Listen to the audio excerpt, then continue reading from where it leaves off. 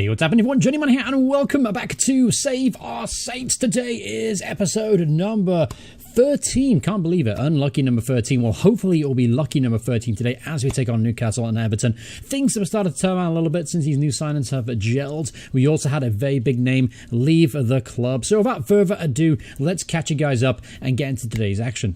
Alright, so here we go. Obviously, it's been about 4 or 5 games since the last time you joined us, and after the Chelsea win, the unexpected Chelsea win, we beat Burnley here 2-1. Goals from Ryan Babel and Nicholas Fulkrug. Yes, another striker here getting a goal, coming off the bench today, getting a goal in the 57th minute. It could have been 3-0, 3-1 I should say. Ryan Babel, however, missed the penalty. We just aren't very good at penalties. Maybe that's something I should use the new training module on. After that, we followed a 1-0 win over local rivals Bournemouth. We beat them 1-0. Jack Grealish goal in the 22nd minute and the man of the match performance from the young attacking central midfielder. After that, disappointing 3-1 defeat. Pretty rare for us. Daniel Sturridge getting a goal. Oh, by the way, we signed Danny Sturridge. I'll explain that in just a few seconds. After Joel Campbell and Benik Afobe got goals as well for Stoke, so they comfortably beat us. Very disappointing display. We just never got going in this game. After that, it was a 5-2 crushing over other South Coast rivals, Brighton and Hove Albion. Goals from Gustavo, 2 from Ryan Babel, Daniel Sturridge and Jack Grealish get on the score sheet after Pascal Gross and Florian Adoni keep scoring against us. Adoni scored like 3 goals, I think, against us so far in the save. He just doesn't stop scoring against us for whatever reason. But overall, good performance, good win, 5-2 victory there. Most recently, then, we drew against Watford 0-0. Just got nothing going in this game. A little bit stop and start. Just wasn't a good performance. And I'm very glad I decided against doing this game for the video because this would have been very, very uninteresting. But anyway, transfers. Yeah, obviously the January transfer window has closed. Obviously, we're now into March 1st, crazy enough. And a couple of players came in right at the end. Obviously, we saw Theo Walcott yet to make his debut, by the way, because of injuries. But we brought in Frankie de Jong. We brought him in to play centre midfield, give us plenty of options off the bench. So far, he hasn't started a game for us, but he has come off the bench and provided pretty solid, some creative options in there. He's just a very versatile player, can play centre half and centre midfield, so it gives us lots of options there. Happy to bring him on board. He's a wonder kid, by the way. I think this guy will be an absolute stud in FM19 when he fully kind of fills himself out a little bit.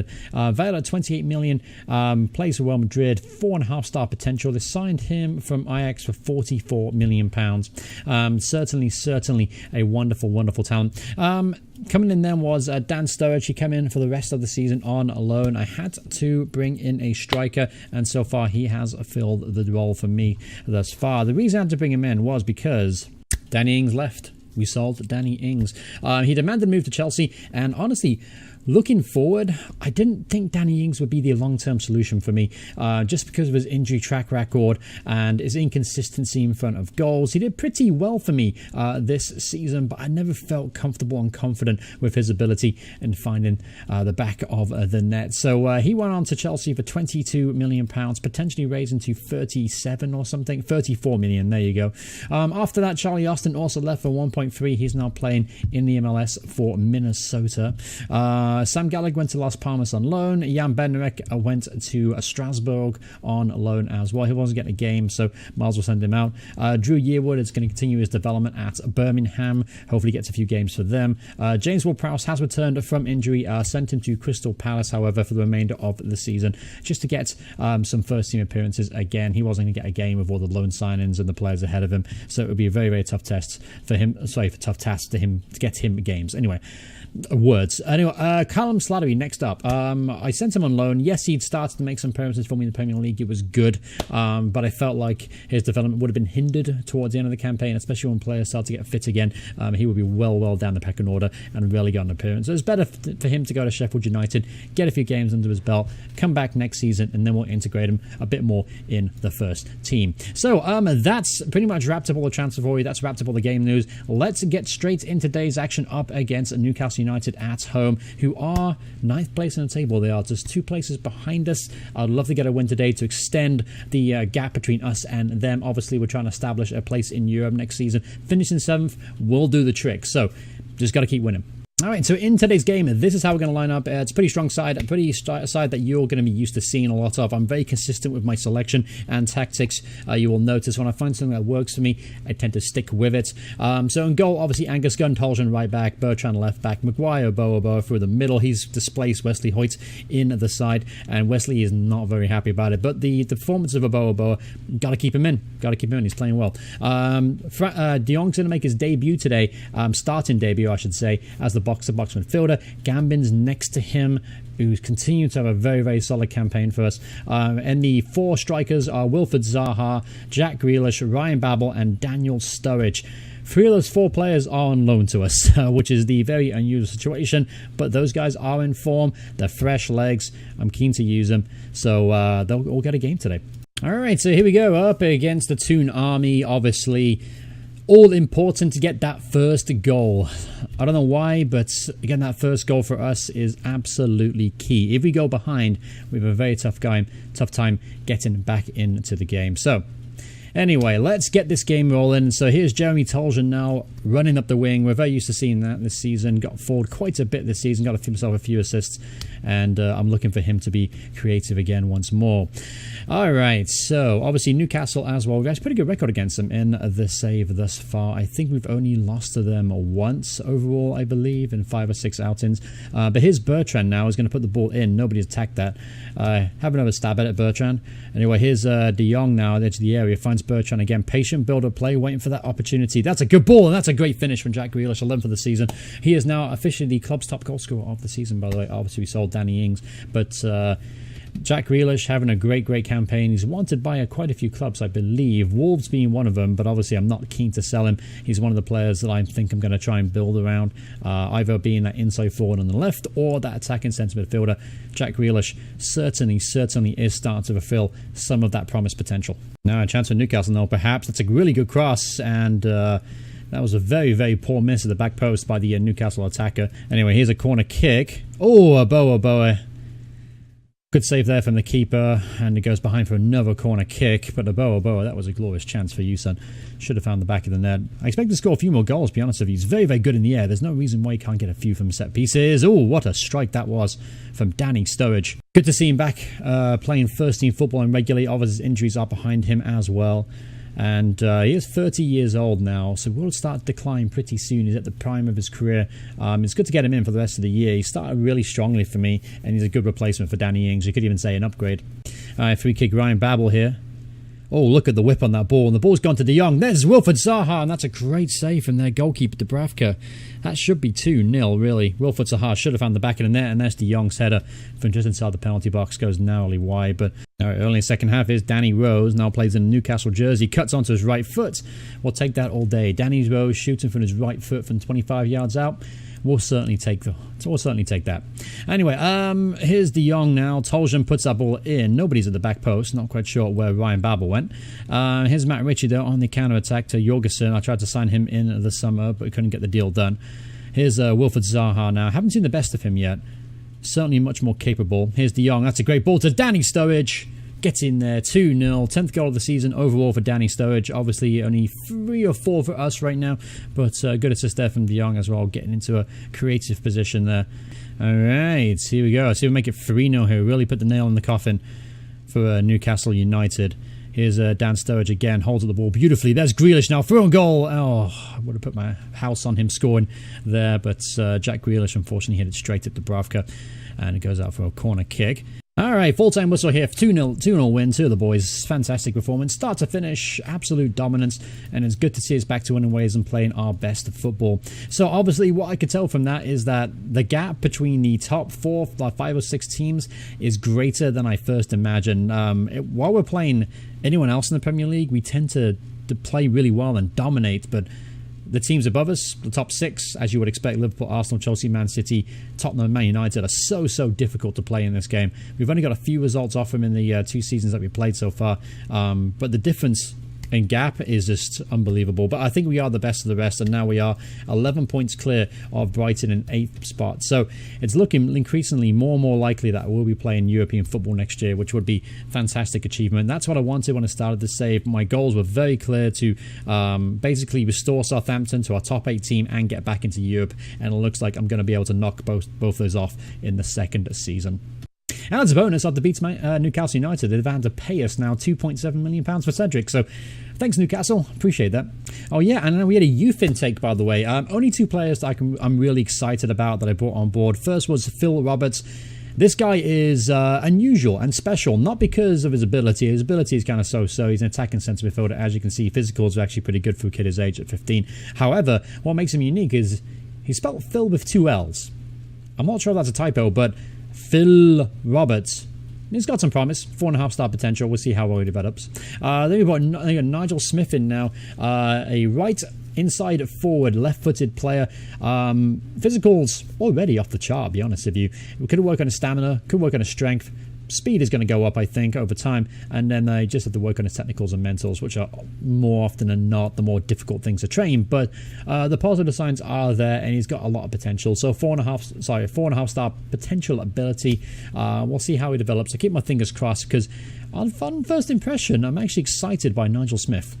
All right, speaking of youth, this is how I'm utilising the mentoring groups this year. I've got 3 groups going so far. The first group is led by Ryan Bertrand. He's looking after Dean Purby, Frankie de Jong, Wilfred Ndidi, and then Felix Iboa. So I'm hoping that Ryan Bertrand's professionalism can kind of rub off on those guys. The second group will be led by El Yunusi, who's an ambitious character. He's taking over with Nigel Smith, Phil Roberts, and Kashan Purby. The third mentoring group, I'm making use of Theo Walcott's inclusion on loan right now. He's going to be looking after Josh Sims, Cliver, Cornet, Yankowitz, and Obertheny. So I'm hoping that some of those experienced campaigners can really help at the growth of some of these young players that are coming through the system.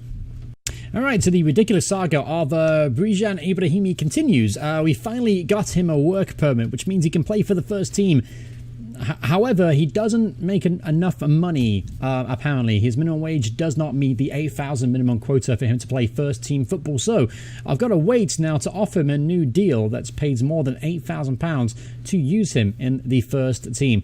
Ridiculous rule. I'm not quite sure why, but that's the case. So I'm going to leave him on loan at Club Bruges for now.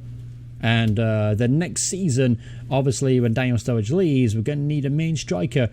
Can this young man be that guy? We'll find out, obviously, in future episodes. But this crazy kind of like work permit and minimum wage saga is continuing. And it's a little confusing right now. I'm going to try and get more information about it, and then if I find something else, I'm going to put something on my Twitter. If you haven't followed me on Twitter, it's just @FMJourneyman. Feel free to do so. I'm funny occasionally. You know, looking at the top left-hand corner here, I'm thinking that Josh Collins of the BBC Radio Solent and Jack Grealish could be brothers. They've got an unbelievably square heads. I wonder if that's a coincidence, but whatever the case is, they could pass as brothers. All right, so here we go. Monday night football game against Everton away from home at Goodison Park. Now, in previous years, Southampton really haven't had that much luck at Goodison Park. In fact, we suffered one of our worst defeats in the Premier League ever there. I think the scoreline was something like 7-2 or 8-2 or something. I can't remember. I put it to the back of my mind. It's like PTSD.